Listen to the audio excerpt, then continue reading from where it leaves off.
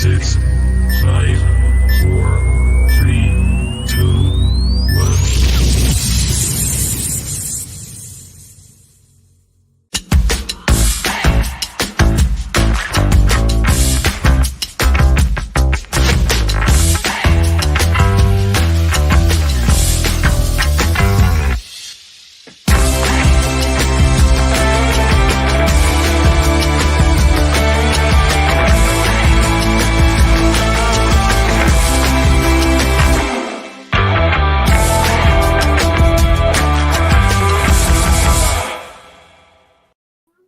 Good afternoon, sunny afternoon in York. I don't know where it is, like where you are, but it's nice and warm. But I've been relegated to the kids' room, as you can see again. I thought we'd do a little show just to sum up the transfer window, have a good look at the players that we brought in, the players that have left the club. And this gives you a chance for you to have your say on the window as well, what you think it is, marks out of 10, and what you think of the players who have come in as well.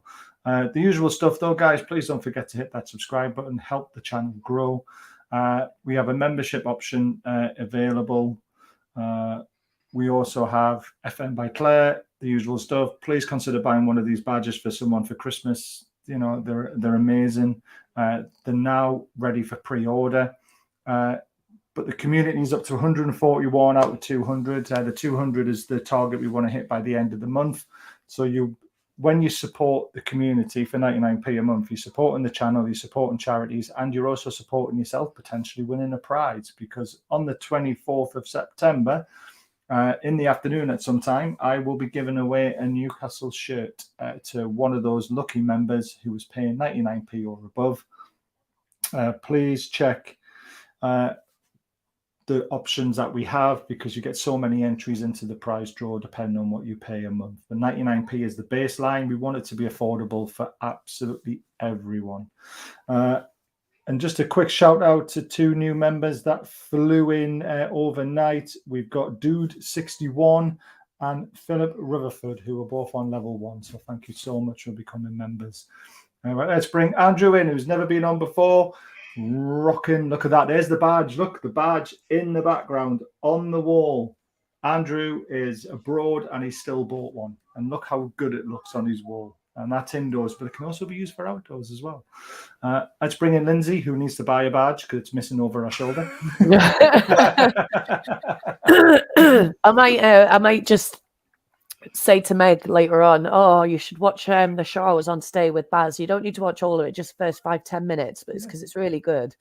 And then she'll just see this little portion, so we'll all just sit and go, a birthday on Tuesday, huh? Tuesday badge. The problem is the badge probably won't turn up till Christmas though, so it'll be a Christmas present. Yeah, I know, but at least if she's if she's bought it, she's bought it, hasn't she? So, that is true. That is true. As long as I get my own way. Exactly. That's all what we want. That's all we ever want. I got my own way, sort of, but I'm in the kids' room.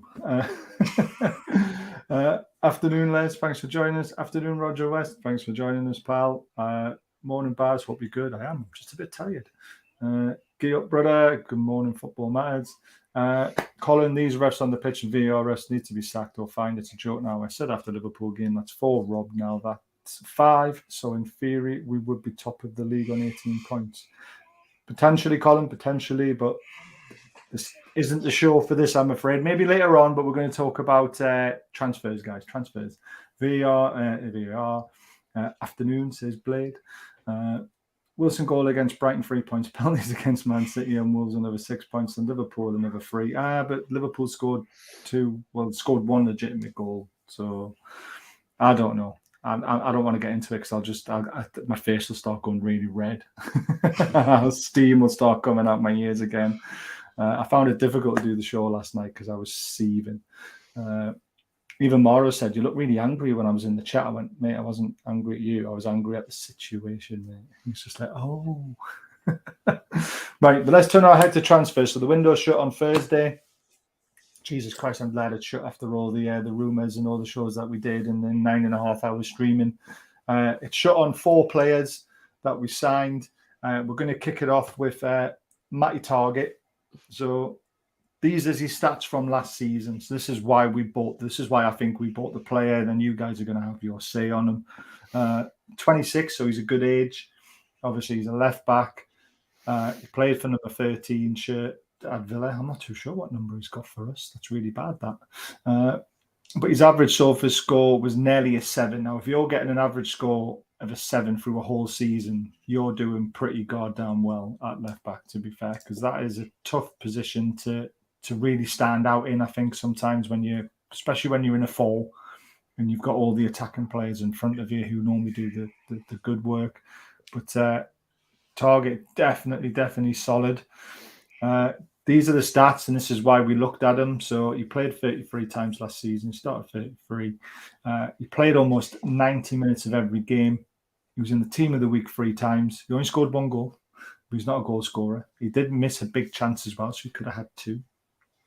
The one thing I think lets him down is his assists. He only had 1 assist. So if you are swinging the ball in, or should be swinging the ball in, potentially as a left back, you want to be having at least maybe 3 to 5 assists a season potentially.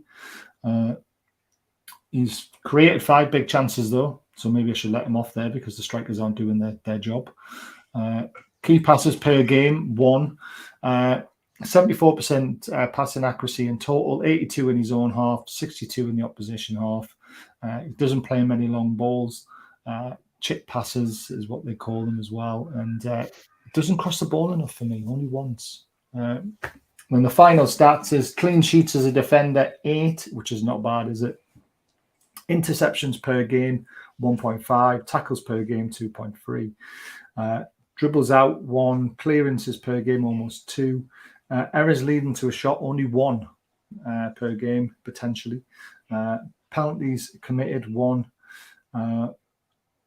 Possession lost 15 times. I mean, it's not a lot really when you think about it, where he's playing. But ground duels, 58% of the times he wins them. Total duels, 60%. It doesn't have aerial duels, 66% he wins. Now, for a short guy, he actually wins a lot of balls in the air. But the most impressive stat for me of a left back, when you're coming up against the likes of, Salah, Foden, De Silva, all these I forget Sterling, all these players that are quick. He's only had 3 yellow cards last season. 3 yellow cards for a left back is outstanding. That means he reads the game well. He doesn't dive in. So yeah, fantastic player. Andrew, what do you make of Targett signing and obviously the reason why we signed him, basically? This one was a no-brainer. The fact we were even linked to anyone else, it doesn't make any sense. Especially you can like autopsy the window and left backs. We got a steal. I mean, for the price, he plays well with Joe Linton. ASM, I'm just glad to have him. I mean, he's perfect for our team. Can he be Champions League material? I don't know, maybe not, but he can get us to Europe. And then after that, perfect backup. Like, we have quality backup. We won't have, lesser tier backup. So, I mean, for the next few years, solid. Couldn't do any better for the money spent. I can't even believe we were entertaining any offers for anyone else, really. Yeah, Lodi was the one that we were heavily linked with before Targett signed, and we were like, well, we've signed Targett, because there was an option to buy in there. It was triggered. We didn't understand why Lodi was even an option. But Lodi is a better attacking fullback than what Targett is, so I guess that's probably why. But Lindsay, what do you make of it all with Matt Targett? I think he's, for 15 million, he's an absolute steal. Well, I think anyone who's followed me for long enough knows how much I love Matty Targett, to be honest with you, Baz. I just think he's phenomenal. He's relentless.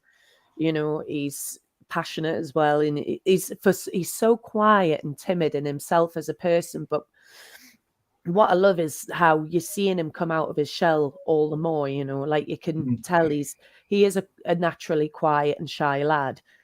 But the team bring this different animal out of him, and you've just got to look at the work he did at Villa when he was behind Jack Grealish, on the wing. I think he's the perfect partner for Maxi, to be honest with you. Like I say, I think it was an absolute no-brainer to bring him in. There was already that chemistry between the two of them.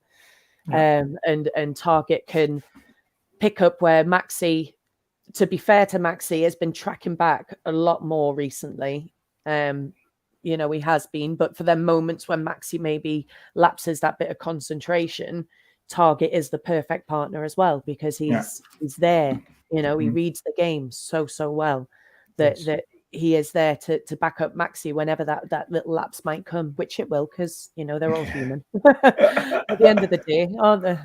We know what Maxi's like when he's going forward and doesn't like to get back, does he? So, exactly. And this is why we appreciate Joe Linton a lot, playing on that left side of the midfield, because when Maxi doesn't, Joe Linton's there, and it's great to watch it. And like you said, Targett is a solid defender who can give the ball to Maxi and say, well, I'll run after you and I'll run over you. I know you're not going to give me the ball, but I'm going to make that run anyway to free up a bit more space for you. And a lot of people don't realize that if you don't make space for, if you don't make that run, Maxi gets doubled up on, trebled up on, like he did against Brighton. When Targett was missing and Byrne was playing left back, he couldn't get up the pitch as much.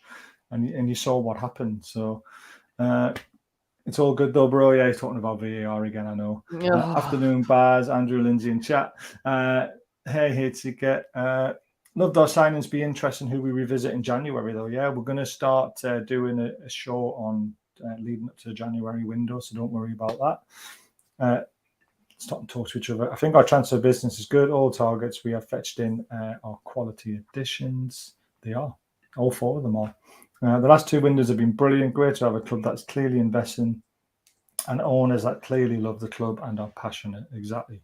I think Isak will be a baller once we get ASM and Bruno back. I agree. We're going to come to him later on. But let's just talk about Targett. So put your comments in the chat about Targett and what you think of them. Don't forget to hit the like and subscribe button. It helps grow the channel. It really does. Targett, good left back. He was a little bit behind once he was injured, but getting good again. Yeah, I mean, obviously he's come back from an injury.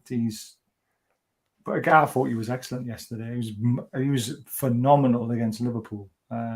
He was probably our man of the match. Pope was our man of the match yesterday because he was fantastic as well. If I had one gripe, it would be Paqueta, but we have to trust the club and the transfer professionals. I know Paqueta is the one that really broke a lot of hearts. Pope, what a bargain. Yep. Hey, Baz and Andrew. Hope you're all well. Still licking my wounds off yesterday. I think we all are.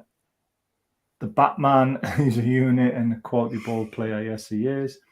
Price is an absolute steal when you think he's English too and fits the homegrown. Yeah, and he's trying his best, Lindsay, to push for an England call-up as well, isn't he?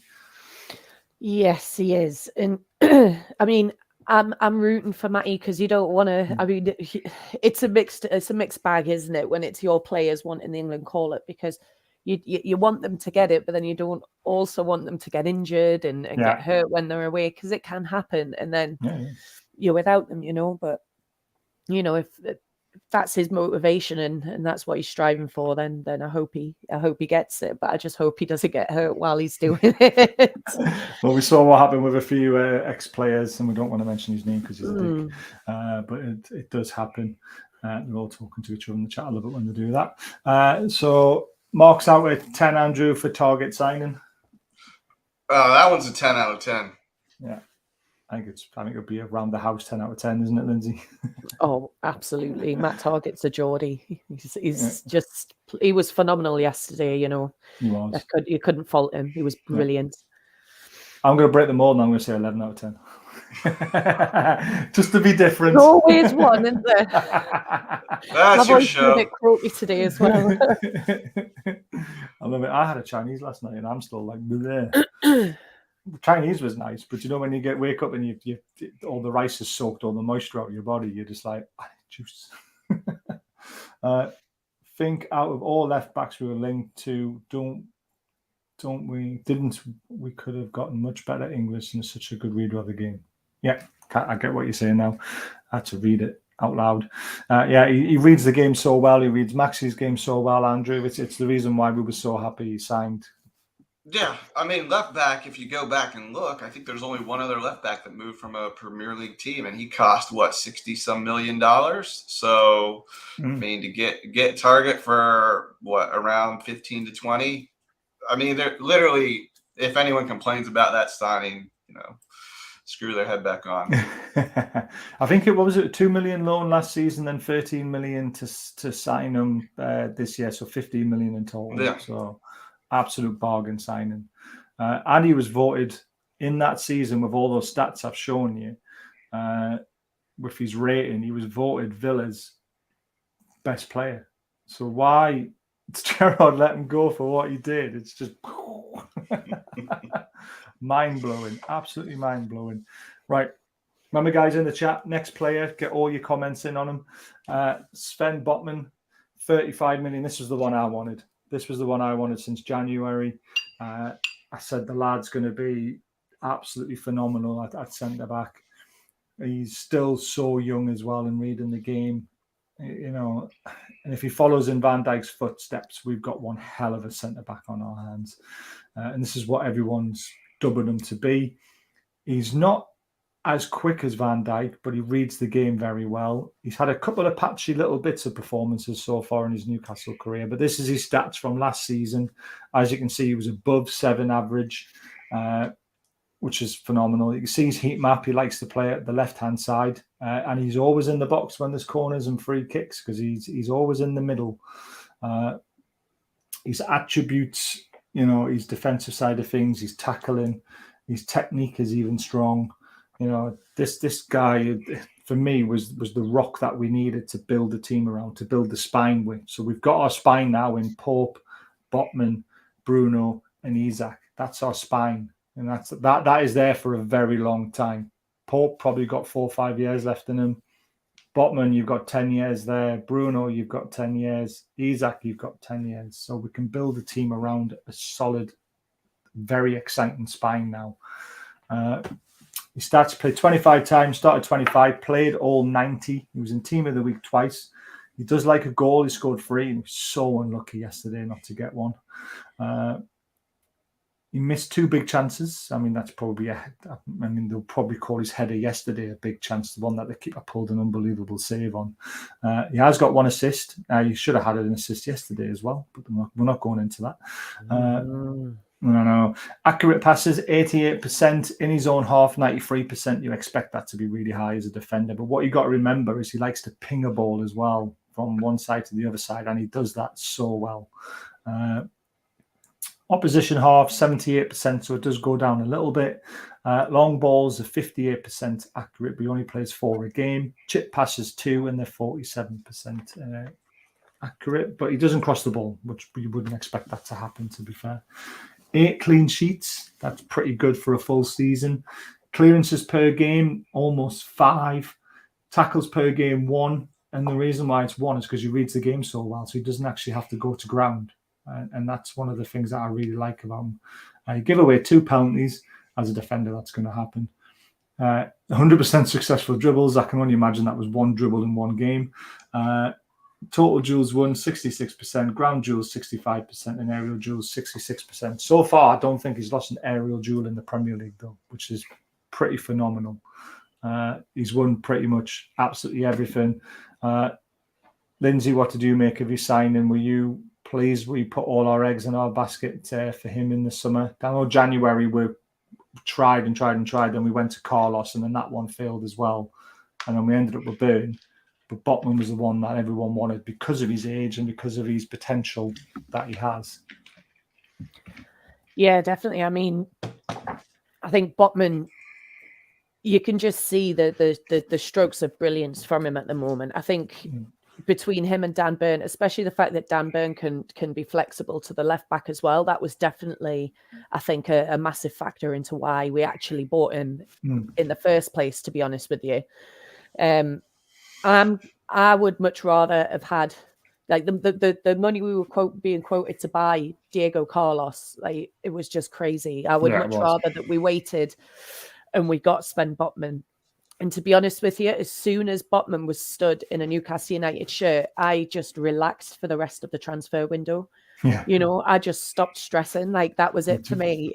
You know, I'm gutted about Paqueta. I think we all are. We all, you know, I watched him playing in West Ham's game yesterday, and the way he moves, he's silky, he's brilliant. You know, he started creating so many chances. He is that creative spark that they were missing to a degree in West Ham. You know. But yeah, I'm so happy with Botman. I think he's the one. You know, you can see he's already melded in so well with the team.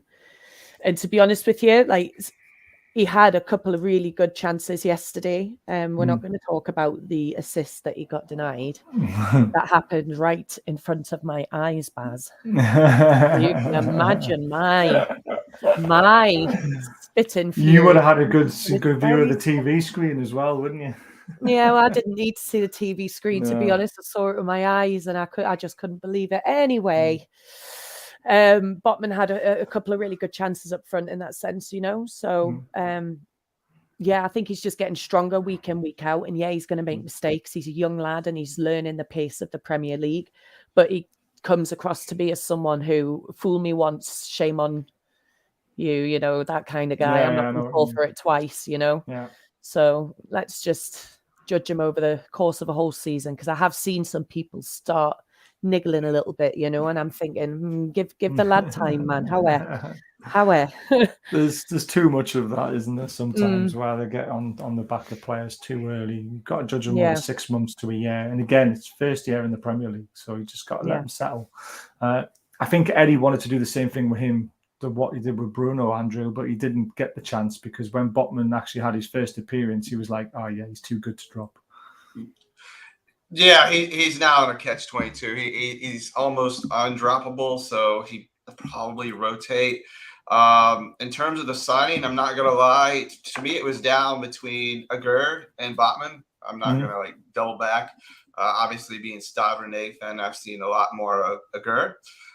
He very good on the feet. He's much better aerially, and he's probably more ready for the Premier League. But he is older. He's 26. But then you see he goes for 35 million. You're like, wait a second. I mean, we're all jumping for joy. 35 million, can't believe it. Like, so then you go and get Botman for 40 million, 22-year-old. Like, I mean, that moves a signing from like 7 to, again, almost a 10. Like, when you're buying these young players for cheap, and then you can see where the market settles out, like, we're getting steals, like, for the most part. We'll come on to Isak, but you know, so you can't fault him. He's playing well. He's staying in there. He's holding, and I was really glad to see him get on some headers yesterday. You know, because you know, the games before, he kind of, you know, missed a chance on a header. Nailed them both yesterday, so clearly he practices and, you know, is taking the feedback. So again, another signing. You cannot fault. Like, again, the owners made a great decision, and you know, hopefully next year, you know, maybe we'll get a young right back, and then they'll be our tandem for next 10 years. Yeah, Trippier's still too good to be letting go next year. I mean, right center back. Oh, right centre back, yeah. Yeah, I mean, Shaw's looking great. I mean, Bashar is getting on a little bit, so you're all right. I mean, I reckon Badishel from, is it Marseille, he plays that? I think he's the one we really should be signing if we want to go for another young centre back, and then let him, you know, fade into the team alongside Botman, Byrne, and Shaw, and then Sells probably goes to Forest or something like that. But Mauro's made it. Look at his view. Fuck off, Mauro. Hello, guys. That view was just too nice. Hello, boys and girls. Sorry for being late. I was a bit delayed with the job. I'm sure you were born late. Yeah, sorry, that's my nickname. So we spoke about Targett. We'll quickly go back to him. What do you make of Targett signing for 15 million? He's been immense, hasn't he? It was a no-brainer. I'm one of his biggest fans, and I really love the lad. And I was so confused when we didn't sign him straight after the season ended. There were some links about bringing another left back, Renan Lodi, and some fans even jumped on that bandwagon and said Targett is not good enough or something. I was really, what are you talking about? Have you seen the same player last season? He was great, and you mentioned number of assists. He did only have one, but he had a couple of those, I call them pre-assists. You know, when you make crucial ball, like against Leicester, he was the most responsible for that goal, probably. So he had a couple of those pre-assists, and I think he's crucial to our play. And you could see it against Liverpool. practically couldn't see Salah all game because he locked him so good. And as you mentioned before, he's unbelievable for his height. He's unbelievable in the air, really, and he offers so much stability on that left side where you have Maxi and then Matt Targett and the Big Joe. They cover for him, for Maxi, and he was a no-brainer. 12 plus 3 million, I think, or 13 plus 2, 15 million total. It was a no-brainer. And I think Steven Gerrard is probably wondering his decision to let him go so cheaply and to get French guy from Everton. Yeah, Dean. How do you pronounce his name? Luca Dean. Dean, yeah. Right, we'll jump into the chat about Targett and Botman now. So I think all left backs were linked to. We didn't got such a good read of the game. We did that one, 10 out of 10. Ding here for Targett just shows what a muppet Gerrard is. There's a couple of little comments about Gerrard. Botman really think he could be one of the best centre backs in the country. Quality, I completely agree with that, and I said that as soon as we were linked with him. Gerrard's a wanker. I thought we'd have a pairing of Mbamba and Sells for 10 years, but look where that went. Yeah, exactly. We've had a few near misses, Ding, Dele Alli, Donny van der Beek to name, but a few in Eddie we trust. Indeed. I mean, they were all players we were looking at, I guess. I mean, we have been very lucky that the owners are very astute of what they do and what they, they find the right player with the right attitude. And Dele Alli, I don't think was ever going to come because of that reason. He hasn't got the right attitude. Now he's playing in Turkey. So that says a lot, doesn't it? So cool and calm with the ball. My rating 15 out of 10 for everyone's jumping on that band. Everyone's jumping on the bandwagon because I said 11 out of 10. Everyone's going to try and outdo me. Go on then. Very true, Les. Glad we got Botman rather than Carlos. I mean, you've got to feel sorry for Carlos, what's happened to him, because that was an horrific injury. No one can ever see that kind of thing happening to you at the start of the season. So I do feel sorry for him, but I am over the moon. We got Botman instead of Carlos, without a doubt. Good, we didn't sign Paqueta, but hopefully we will land in the near miss box. I mean, we don't even know if we went for him. I mean, it was all rumours, wasn't it? I mean, we always reported it as rumours. Big rumours, though, but it feels like the club have just distanced themselves from the whole thing completely. I think he could be an exception, but in 2 windows, the club have managed to get their number 1 targets. That is so true. Absolutely. So does that mean all bodes well for Diaby in January? I'm not giving up on Diaby. I certainly hope so. Hi, Mauro. Oh no, Mauro here. There's a balloon behind you, Mauro. You have to behave now. You look quite high up, so I can't imagine someone climbing over that balcony to try and get you. So I think you're okay in it. Les, I can't time him out, so no, he is safe. I have all the beaches behind. Cheered me up no end last night, Hitsuka. Yeah, it was a good laugh last night. Where were we up to? Up to Botman, weren't we? So, Mauro, your thoughts on Botman? Well, he was my top target even before the summer started, and I watched him a lot at Lille, and even a couple of times that season when he was on loan from Ajax.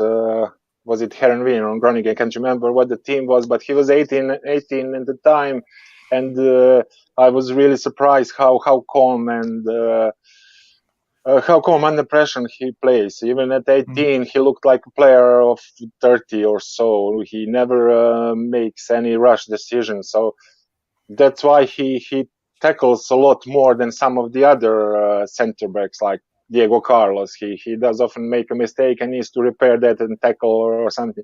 Botman doesn't tackle a lot, but he reads the game so well, and he makes smart interceptions. And as I said before, he will be among top 5 centre backs in the world in a season or 2. I really believe that. Definitely. I mean, even to get a 7 above average every game that's in a whole season last season, that's how good he is. And it's like I say, he was my top target in January as well, and I wanted him ever since we were linked with him. So I mean, I didn't really know him much until I started. It was in January when we got linked to him, and I started watching the French league, and I started watching him, and I was just like, oh god, man, he reads the game so well, just get him in. Just do it. And that was his it was last season. He wasn't as good as the first one. The first one, he was like a robot, and they even won the French league title in front of Paris Saint-Germain, and he was crucial that season, really. Exactly. And how to beat Paris Saint-Germain to a title is like beating Bayern Munich to the German title, isn't it? So it tells you how good that season was for them. Right, halfway through, so quickly, guys, if you are enjoying it and you've not subscribed, please hit the subscribe button. We're right on the 6,000 threshold. It's amazing that we've made it there. It's now getting on to 7, 8, 9, 10. Let's get this channel growing. Please consider being a member if you don't mind. We want to hit 200 by the end of the month. If we do that, you're investing in the channel, you're investing into charities, and you're also investing in yourself as well, because we do a prize every month. My Siri's just turned itself on for some strange reason, and now everything I'm saying is being typed out in front of me on the screen. Where it's gone. So 200 is what we want to reach. If we reach 200, we're going to give one of these shirts away every month. This is 2 months' prizes linked together. And on the 24th of September, we're going to draw the winner. So if you want to be within a chance of winning that shirt, get your membership in before the 23rd, and you'll be entered into the draw. I'm not going to put the badge on the screen because there's a badge right there on Andrew's screen. That badge there is the lovely powder-coated metal badges that Stevie is taking pre-orders for. If you would like one, contact me via Twitter or use the email address in the description to purchase one, and you get it before Christmas, and it'll make a great Christmas present for someone. What's happening in the chat? There's a balloon behind you. We've done that one. He's saved. We've done that one. Oh, VAR. Stop talking about VAR, Les. What did Mauro call me? Oh, he said beaches. I love it. Right, let's move on to the third player. And what a signing this guy has been, by the way. Nick Pope. We all wanted Henderson because of his age and because of what he did at Sheffield United when he was on loan. Then I was told, if we don't land him, we're going to land Nick Pope. And then all those questions came up about Nick Pope, about can he play with his feet? Can he play out from the back? Is he the sort of player that Eddie can evolve his team around? And he's proved everyone wrong. He's proved me wrong because I was a bit worried about it. But as a shot stopper and someone who can claim crosses and all that sort of stuff, I was like, yes, we've got a hell of a goalkeeper here. But it's probably no different to what we already have. But obviously, he's proved everyone wrong. He's 30. He's still got 4 or 5 years in him. And look at his graph as well. I mean, all his stats are fantastic. And his rating as well. For a team that went down, he's still almost got a 7 out of 10 rating. I mean, that's a 7 out of 10, it's 6.99 in my eyes. That's for last season. And this season already, he's on 7.50 for us, which is incredible. And his stats show why. I mean, 9 clean sheets in a team that got relegated. Unbelievable. Clearances per game, 1.3. Errors leading to a shot, only 2. Errors leading to a goal, 1. That's the whole season.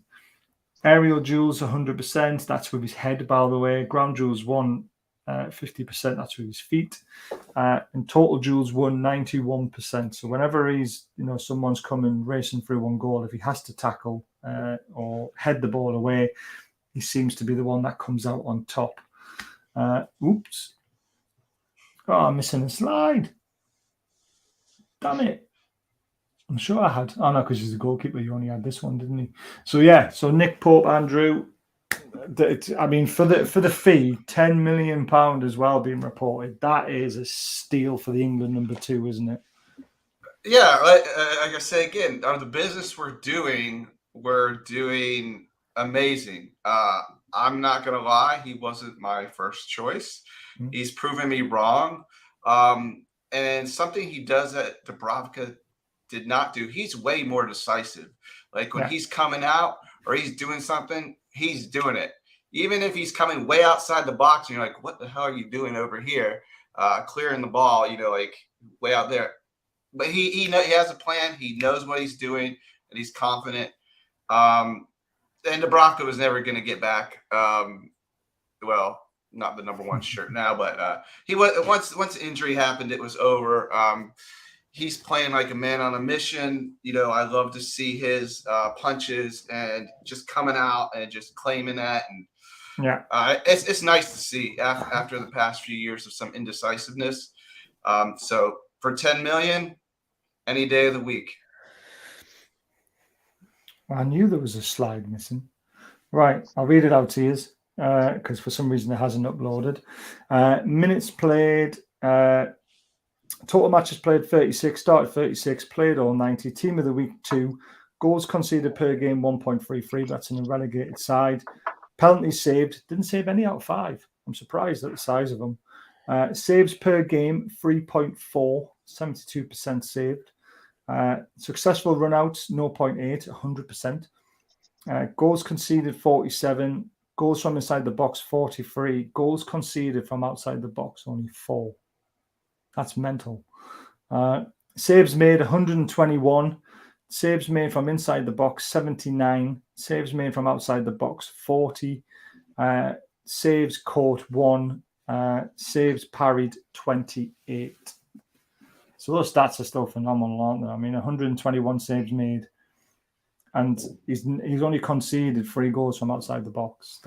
So is it 4? 4 goals conceded from outside the box is incredible. Lindsay, tells you. You're going, Andrew, sorry.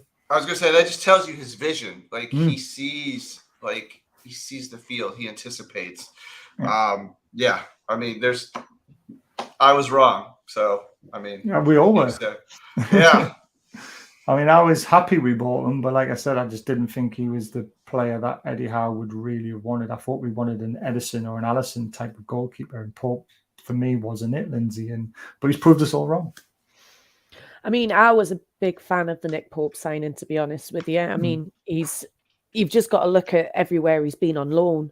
He's been on loan here, there, and everywhere. He's been, he's played in every single league and every single division. There is a wealth of knowledge in Nick Pope and a wealth of experience that I think has been forgotten maybe down the line, obviously, because he was with Burnley for such a long time. Yeah. So that's what everyone just started associating him with. But you need to remember he's been everywhere, and I think Eddie Howe can get a song out of anyone. So, I just trust Eddie's judgment, to be honest with you. He's not let us down so far with any of it. I think Nick Pope, it did take me a little while to get confident with Pope in goal. I will admit, because we were all so used to Dubravka, he almost had to prove himself in that sense. We had to get our confidence. He had to get his confidence in front of our goal. But now I think he's got it. He's flying. He's got his own song. Yes. He went viral because of Burger King and Two Poles. I mean, I watched him 9 years ago at York City, and I said to Pete, Claire's dad, I said, he's a hell of a goalkeeper for this league. What's going on? He said, oh yeah, he's on loan. He's only 20. I was just like, Jesus, he's going to be. I didn't say he'll be in the Premier League, but I said he should be higher up in the leagues. He should be in like at least Championship or League One or something like that at that age. And he's obviously proved everyone, wrong who doubted him. And he's just like I say, he's England's number 2, because if you watched Pickford yesterday against Liverpool, Pickford was on fire yesterday. He was unbelievable. And that Pickford plays for England, unfortunately. If we had the normal Pickford who played for Everton, Nick Pope would be jumping straight over the top of them and being England's number 1 without a shadow of a doubt. Maura, your thoughts on Nick Pope? Regarding England, I think T-Rex Pickford, he can have a really great nights like yesterday, but I think Nick Pope is more consistent goalkeeper, and he doesn't let the games like Pickford can have. He can have 3 great games and then he can make 1 or 2 total blunders. And I think Pope is more consistent.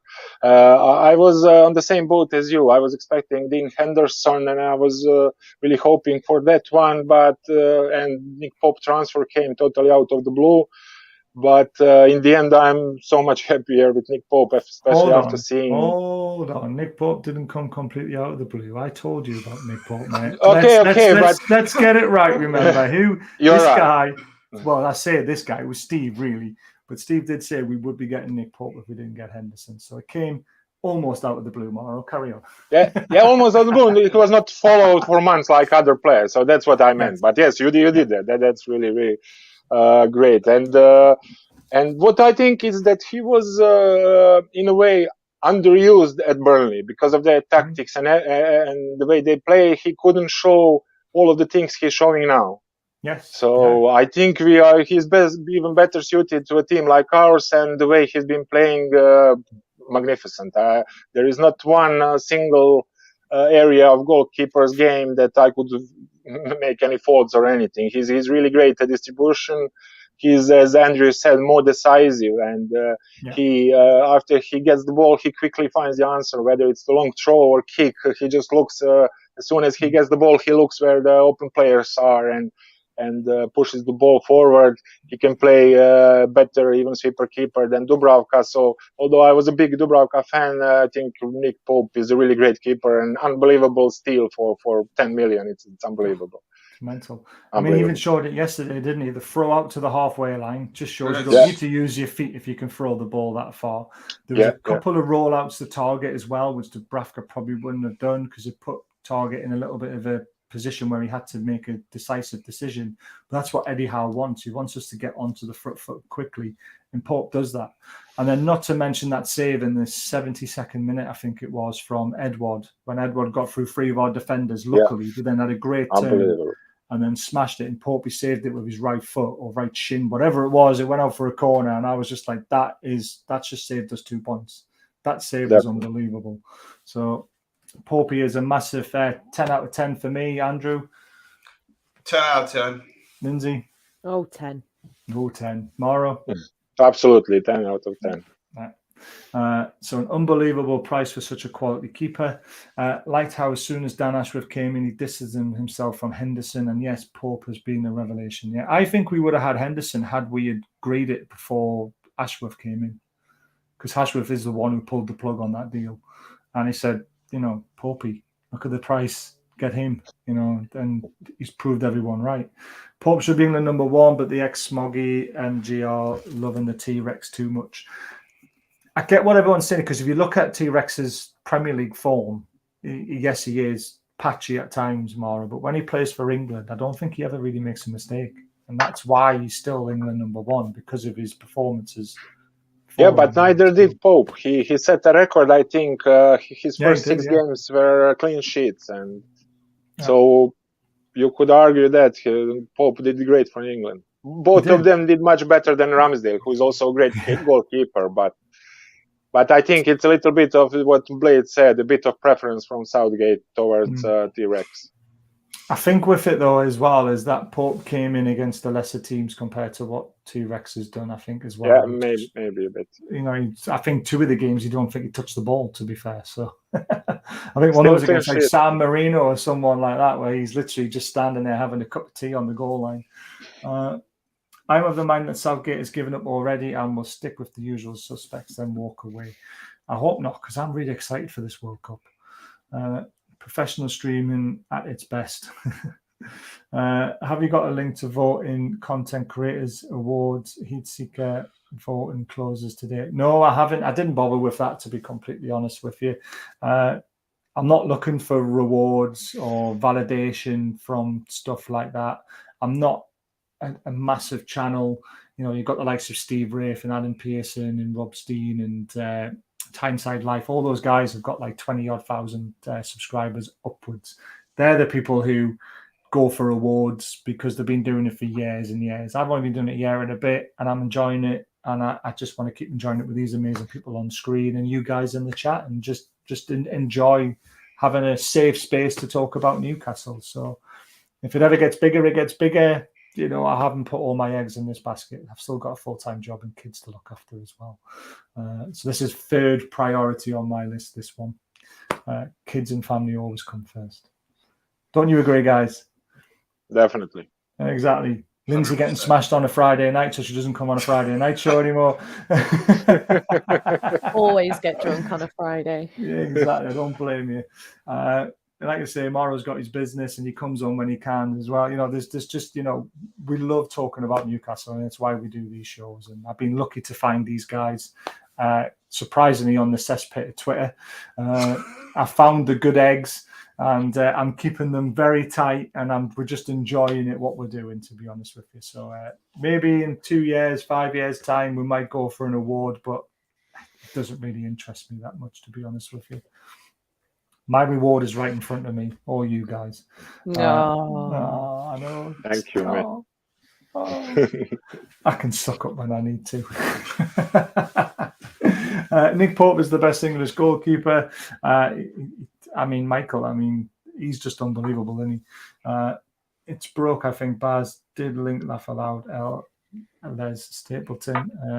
If someone's put me forward, then thank you, but I know nothing about it. I want pink hair now after seeing Andrew. He's rocking the hair. It's definitely a Hardy Boys look. I think Baz, Maura, Morgan, and Lindsay would look good with pink hair. I would definitely look good. I definitely wouldn't. I think Lindsay would probably suit a few little streaks in it. I've done all of that in my teenage years. Yeah. I think I spent a week in detention because I turned up to school with my long hair, pretty much that kind of pink. I think I got put on disciplinary report for the entire of year 11 because of the various piercings I turned up with, hair colours. One time it was because I had pinstripes in my school pants. What?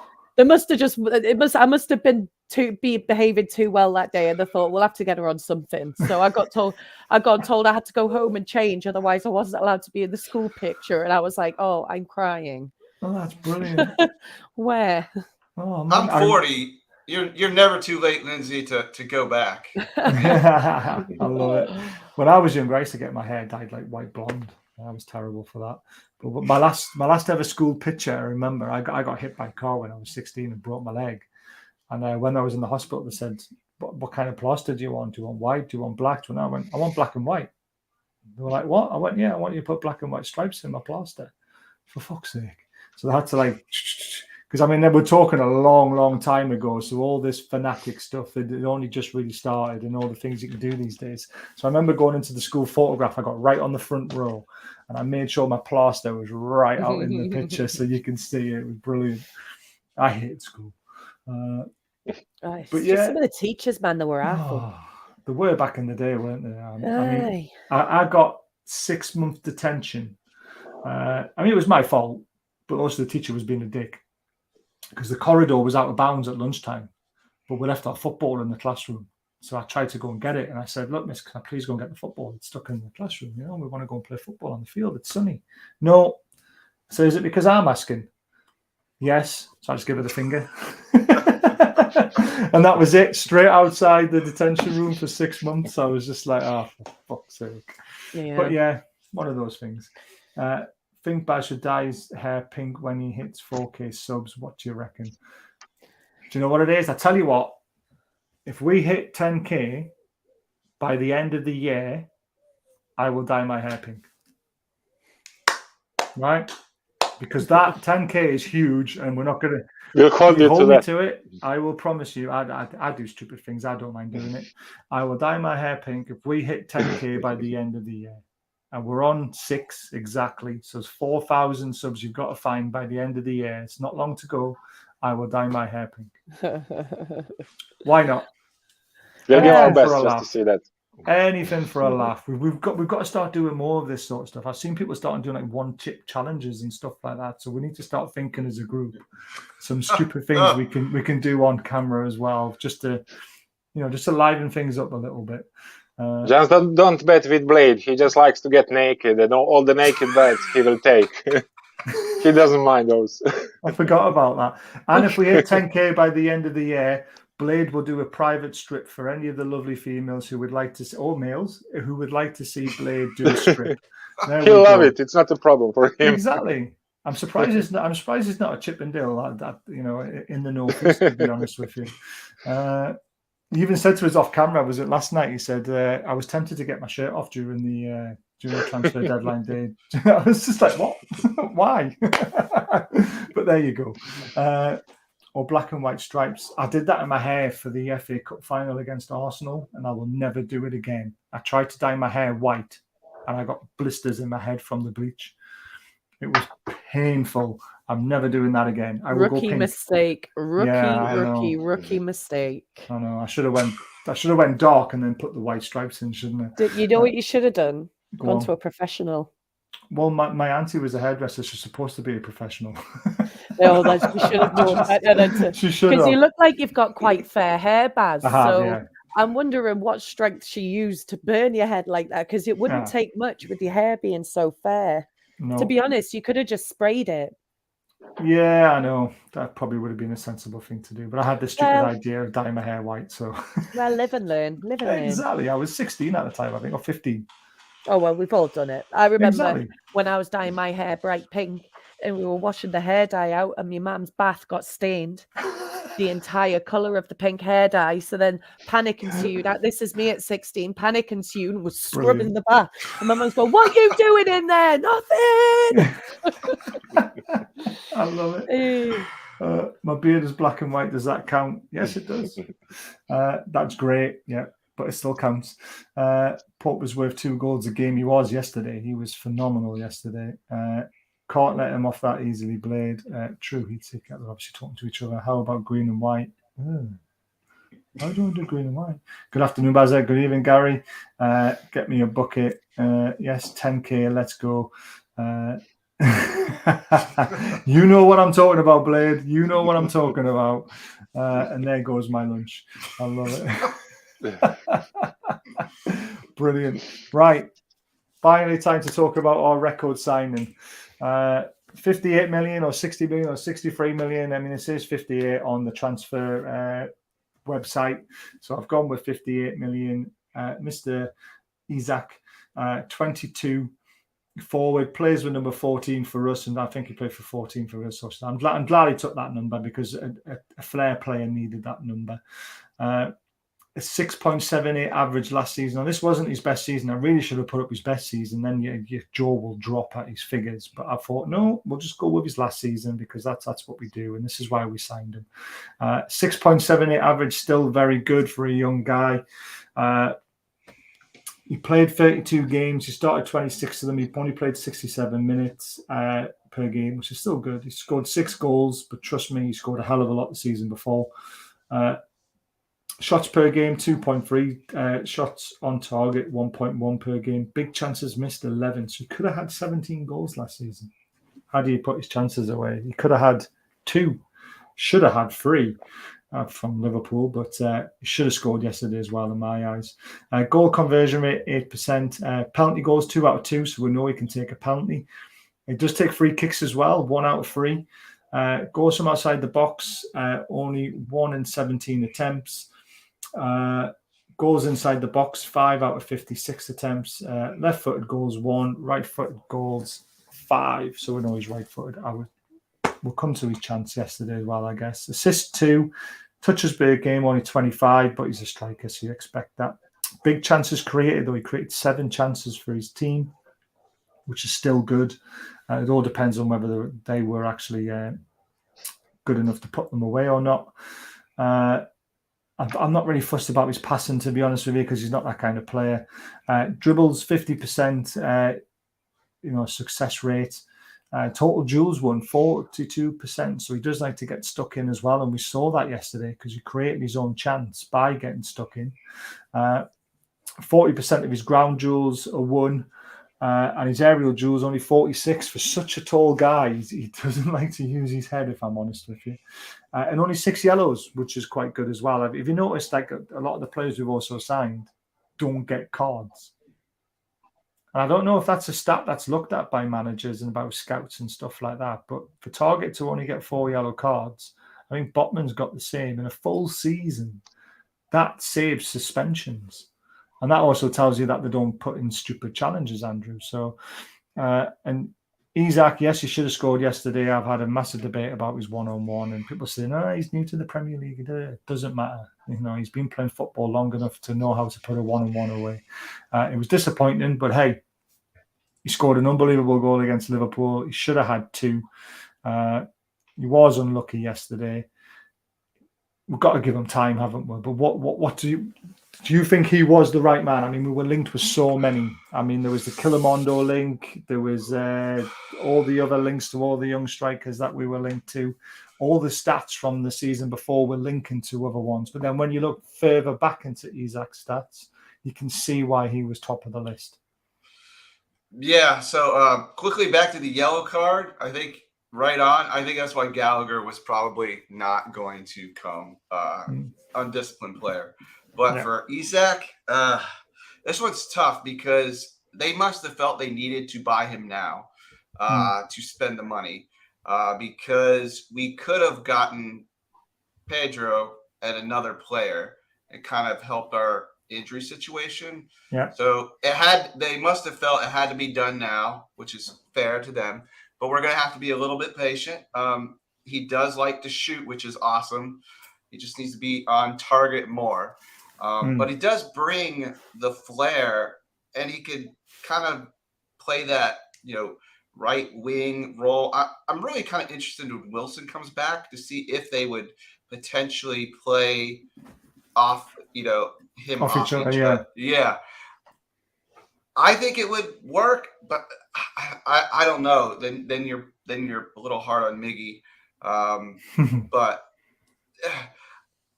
for me, I think if they did it, they felt they had to do it, and they had to do it now, because if they didn't do it now, he wouldn't be there in the winter or the summer. So for that reason, I think it's a good deal, but I think it's more of a long-term proposition. I think he's maybe a little bit less ready than, obviously Pope, Botman, and we didn't know Botman was ready, but he stepped up, and then Targett. So I think he's going to take the longest. That being said, he should have had that one-on-one. Like, I mean, come on. And he would tell you he should have had that. So it's just going to be a little bit frustrating, but I think he'll get there. I think he is the right guy. I mean, when you're bored, everyone says yes immediately. Then you have to trust that. I mean, scouting, management, the money makers, everyone says yes.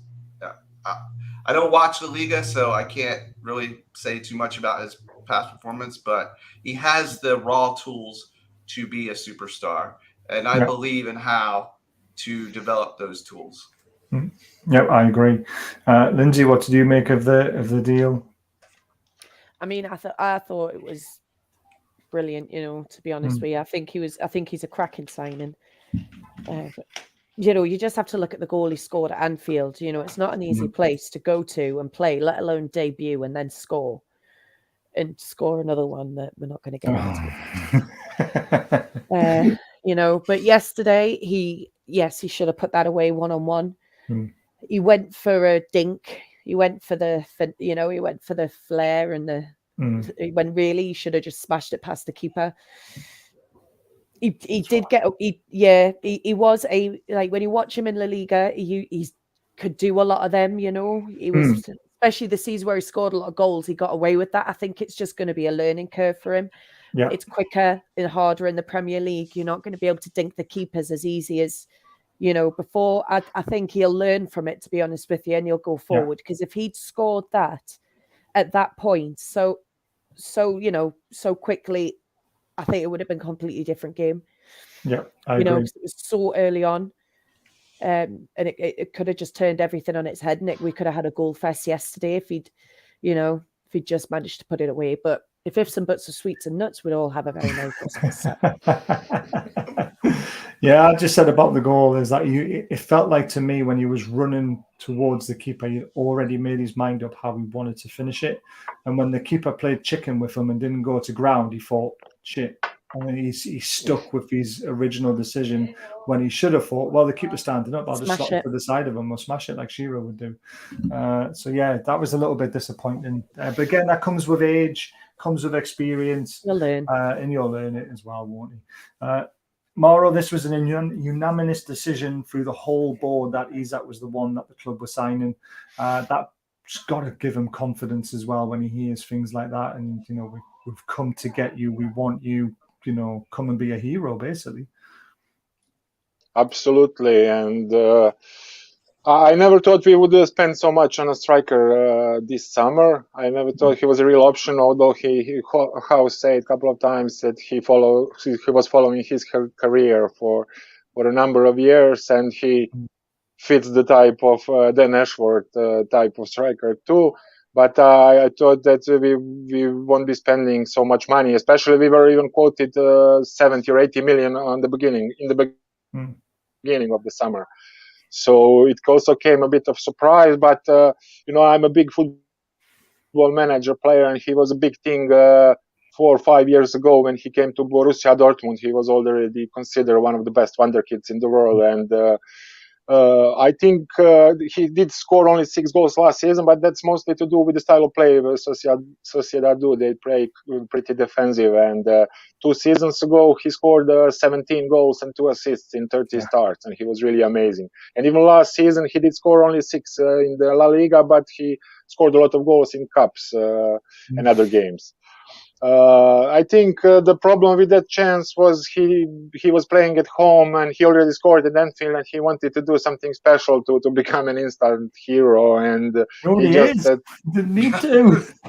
I know he didn't need to, but he just tried too much. He wanted to do something spectacular, and that probably took the best out of him. But I think for these 2 games, even yesterday, he didn't score, but he was full of running, and especially in the game against Liverpool, he was pressing all of the time, and something he did that too in Sociedad, in La Liga, but not at that extent. So it's great to see, and when I checked his heat maps for Sociedad last and season before, it's all over the place. Even in the home half, he's all over the place. He likes to go back for the ball. He likes to press. So I think we really got a gem of the striker, and it's great to see him already texting with Shearer, asking for advice for other guys and everything. So he will definitely, as you said, he will definitely fit in with this team, Eddie Howe and Dan Ashford's system. He'll be amazing. I'm definitely sure of that. Definitely. You know what Alan Shearer's going to text him today, don't you? Why the fuck didn't you smash it? But how you living, Learn?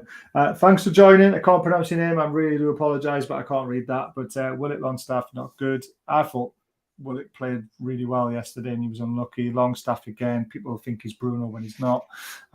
Isak played well.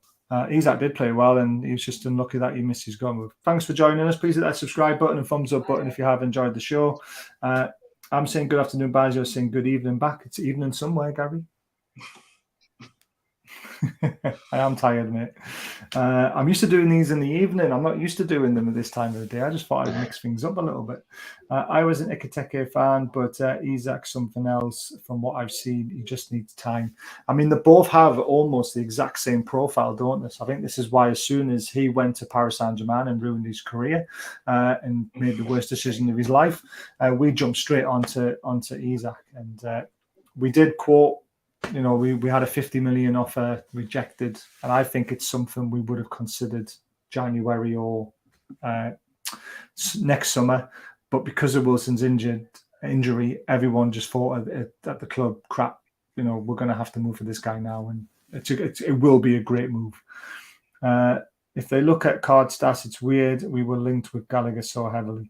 Yeah, I'm just thinking, just looking at the players that we have actually signed, how little cards they actually take in a full season. It's just something I just saw and just thought I'd mention. I'm not saying they do, but thank you for coming yesterday. No problem, Lewis. Thanks for joining us for that short time. You're obviously at the game, so it's nice to get views from people who were there. Glad we got Isak instead of Iki tea cake. I love it. Very quickly before we go on to the last part of the show, which is the outgoings, I'll hit that again. Hit the subscribe button, and if I get 10,000 before the end of the year, I will be looking like Andrew, with shorter hair, of course, though, because I'm not growing my hair that long. I work in a factory, and I've got to wear a hairnet, and that would just kill me. So please consider becoming a member as well. The community is looking to grow to 200 by the end of the month. If we get to 200, we're going to give away Newcastle shirt every month. So basically, you're investing in not only the channel to the charities, but you're also investing into yourself potentially. Because for 99p, you might win a £65 shirt. You never know. But that's what we like to try and do here. We like to try and give back to people who support us. So we will have little prizes around them as well. And on the 24th of September, I will do a draw to give away a Newcastle shirt. Any home way or whichever shirt you want, you get to pick it, what size. I'll order it and get it delivered to your house. So to be within a chance of having that shirt, you need to be a member by the 23rd of September. So you're in the profile that I'll look at, and then I will do the draw for you. It's an amazing prize. There's not many YouTube channels that are my size giving away stuff like this. So like I say, I'm giving you guys something back because you deserve it for supporting me and everyone on the screen. Right. Outgoings. Actually more than I thought. Do you know what I thought? I just thought I'd just have a quick look at outgoings. There's only going to be about 4 or 5. And then I was like, shit, there's 9. So Federico Fernandez has gone to a free transfer to Elche, which is a great move for him. He was obviously not going to feature for us. Same for Dwight York. Freddie Woodman's gone out. We don't know whether that was a free transfer, whether there was a fee or whether it's a loan. I think he went on a permanent, didn't he? Isaac Hayden's gone on a loan with an obligation to buy if they get promoted. Jeff Hendrick's gone out to Reading on loan. Dubravka's gone to Man United. That's the one that hurts the most, which we'll probably talk a little bit about. Kieran Clark to Sheffield United. Matty Longstaff on loan to Colchester. And Kel Watts, now that he's over his injury, has gone out on loan to Peterborough. They think very highly of Kel Watts, but they need to see him play for a full season because he keeps getting injured apparently. So he could be one of those ones that we always see his name, but he always ends up somewhere else. Any of those surprise you, Andrew? Apart from Dubravka. Actually, that one doesn't surprise me really either. But from the list, I think Woodman got a great. I mean, he's smashing it at Preston right now. So good on him. His time was up. I liked Woodman as well. And then glad to know that Hayden's move is based on them promoted because he continually gets injured. So I feel a little bit sorry for him. He hasn't yet played for Norwich. Everyone else is kind of what you expect to happen. Maybe people didn't expect Dubravka, but the signs were there. Like, the agent comes out, he wants to be number one. The move is weird because he's not going to be the number one. So that's like the only thing that's like really weird about it. Like, why didn't he go to a lower level Premier League team? That part didn't make any sense.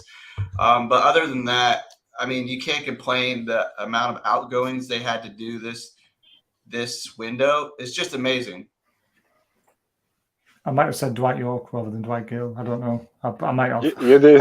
Did Yeah, I? he did. God, I am tired. Women loan with potential to buy. Okay. Potential to buy. Well, they're going to buy him at this rate. Like, I mean, this if he continues what he's doing. I thought he was gone. I honestly did. I thought it was a permanent as well. That's why there's a question mark next to it, because even the transfer committee don't even know.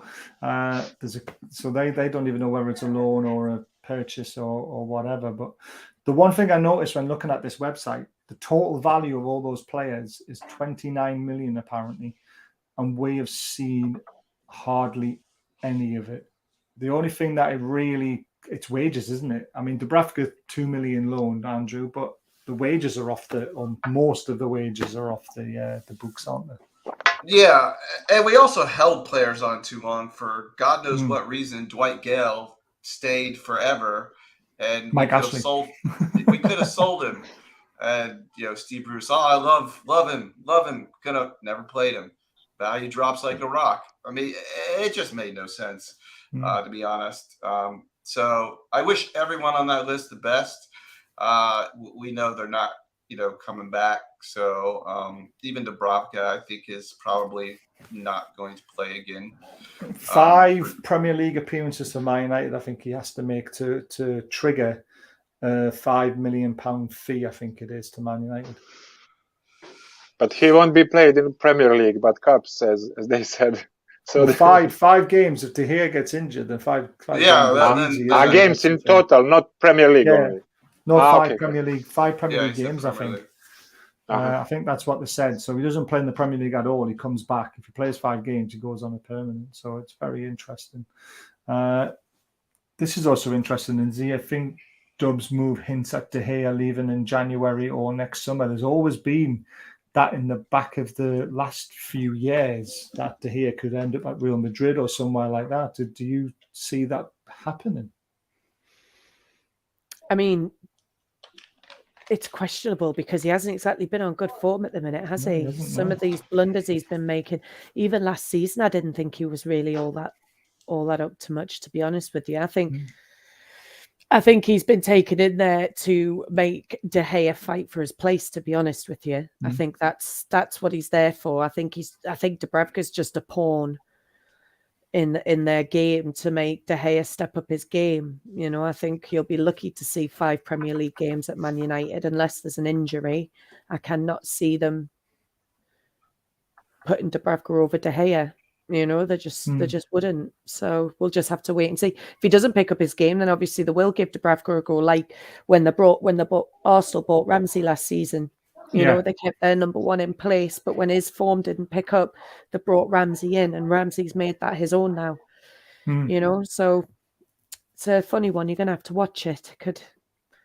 Yeah, it's going to be topsy-turvy, couldn't it? Yeah, it could go either way. If De Gea stays fit and picks up his game, Dubravka's spending a season on the bench other than cup games, and then he's coming back to a bunch of disgruntled Geordies who are going to be like.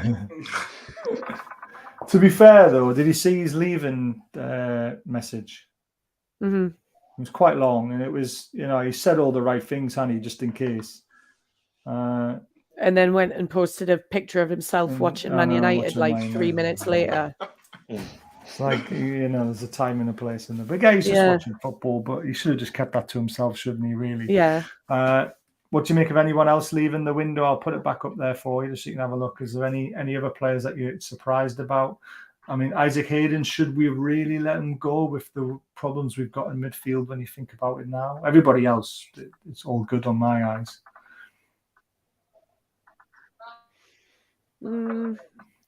No, I think it was the right decision. What with all of his injuries and everything like that, you know, I think it was.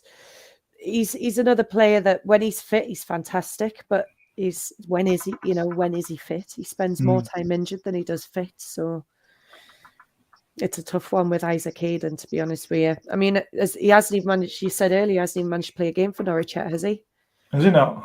Oh. No, that's what I mean. So if you look at how long he was out of action for last season for us. And now he's still out of action for Norwich. He wouldn't be able to play for us right now in any ways. So what's, you know, at least his wages are off the books. It's just one less injured player that we've. You have that one. You have that one. You have that one. You have that one. I love it. Mauro, what are your thoughts with the outgoings? There they all are for you to have a look at. Is there any ones that you would like to have seen stay, or are you happy that we've basically got a lot of wages off the books, hopefully? Well, I'm mostly happy with all of them. We were never going to get huge transfer fees for our players, and we had problems with too big of a squad and a lot of Mike Ashley contracts left. And it's hard to sell a player for a fee when you have teams that are, how would I say, lower in quality with us and with such high wages. There were never clubs like Norwich in Championship. They're never going to pay full wage of Isaac Hayden and so on and so on. So out of this bunch, we were never going to get big transfer fees or anything. But the main thing was to get the wages of the bill and to trim the squad. And most of these transfers I'm quite happy with. And I think even Dubs, maybe some wrong choice of words and everything, but he was a great player for us and he deserved this chance. So whether he sits on the bench for Manchester United or not, it was his decision, and I just think we should respect it and wish him all the best in the future. Yeah, definitely, I agree. But sum up the window very quickly, Andrew. 10 out of 10 or 9 out of 10, or what's your final thoughts on it? I'm going to go 8 out of 10 just because I feel like when Shelby went down, we really needed – Morrow went into this yesterday. We are really thin in midfield. And, I think yesterday Willock went down a little bit. And my heart was like, oh, my God, here's Morrow's, doomsday scenario about to happen. Yeah. Jinxing us again. So that's the only reason. But they decided to go – quality over quantity, which I guess you can't fault that at the end of the day, really. Yeah, I agree with all that, to be honest with you. What are you rating it out of 10? 8. 8 for the full window.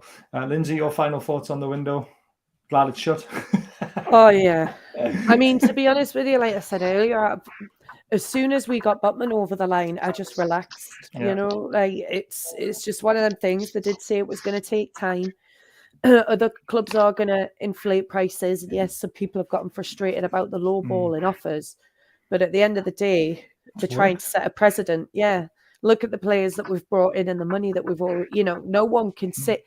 We've spent that little and been that smart that they've decided to have a go at us. They've got to put our January and summer spending together just to be able to talk about FFP. They don't do that. They've never done that. But all of a sudden, as soon as Isak was sold, the combined, we bought him, broke a record, and FFP's being talked about again suddenly. Mental, it's beggars belief. So I think with respect to what they've had to manage a lot of situations in this transfer window, they've had to manage the narrative from the media. Yeah. They've had to manage our expectations. They've had to manage their finances and be smart and make sure. For me, it's a 10. Yes, there's areas we could improve on, but it's only until January. Eddie Howe said the other day, we're already planning for the next window.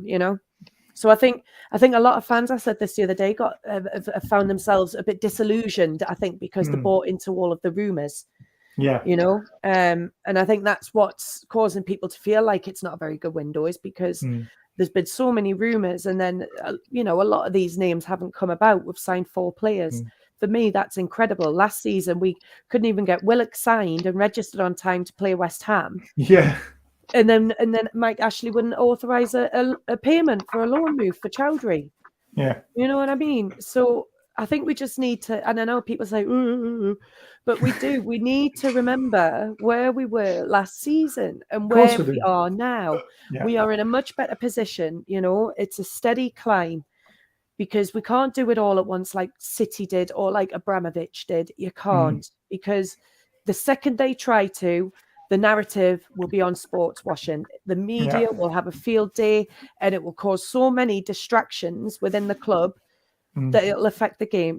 There's so many factors you've got to take into it. So for me, it's been a 10 out of 10 window. I've seen players arrive at this club in the last 6 months that I never dreamed would.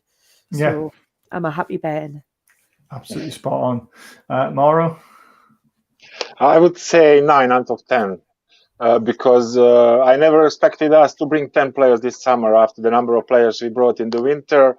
And another reason is because they really tried until the last end to bring 1 or 2 more players in. But the problem is Eddie Howe wants Premier League proven players, but the teams from Premier League don't want to do us any favors, as you can say. So it was a problem bringing Pulisic from Chelsea. It was a problem bringing that guy, Brazilian from Tottenham. I would say luckily it was a problem not to bring DSL from Everton. It was a good thing. In the end, it came out much better with Isak. But it was a problem getting. They tried until the last end. It would have probably been 10 out of 10 if he brought another midfielder in. Oh, yeah. You were so calm. Like I would have been backwards off that chair. Like I would have been over the balcony. I realized some time ago if I try to, if I move too much, it will bite me. If I'm calm, it will probably go away. So after a couple of bites, I now try to stay calm. So if we got another midfielder, it would be 10 out of 10. If we brought a right winger like Diaby in or Pulisic, it would be 11 probably out of 10. But I'm still happy And I think this winter will come really soon, and we can add a player or two. So, but I'm the most happy about bringing the right players in, the right characters, and I think all 4 of them are top notch, and all credit to the owners. Yeah, out of 10. 9 out of 10. 9 out of 10. Love it. Annoyed about Paqueta, but he was not unnecessarily at all. Sven Botman and Isak were needed. Was a great window, exactly. Mauro, next time we sat outside on the show, I would like to see view from your balcony so I can dislike you even more. Agreed. Agree with Lindsay. We are both quality, not unnecessary quantity. Like Forest. I mean, let's look at that. Forest, 23 players signed, 2-0 up against Bournemouth and get beat 3-2. It just shows you cannot buy points in the Premier League. If you just throw enough shit at the wall, it still won't stick. You need quality and Didn't the right Lingard players. get benched the other day as well? Did he? I'm sure I heard someone saying he was benched for one of the games. Brilliant. Yeah, I know. Absolutely love it. Well, I'm going for a 9 out of 10. I do think a loan would have been nice, but like Mauro pointed out, these Premier League clubs don't want to do business with us, which is a bit of a shame considering the strides that we made with Man United to let them have the Grafka. We spotted the owners down at Chelsea doing outside of football business. There's going to come a time where they're going to come crawling to us, or we're going to come with money offers that they can't refuse, and they're just going to have to accept that we are coming to take over the Premier League in the next 5 years. So we just got to be patient. We've brought in 8 unbelievable players since January. Like Lindsay said, we would never thought we'd ever be near Bruno. We never thought we'd be near a Botman, and nowhere near an Isak. That's just unbelievable stuff. So I hope you've enjoyed the show. I hope you've enjoyed all the rumours that we put up.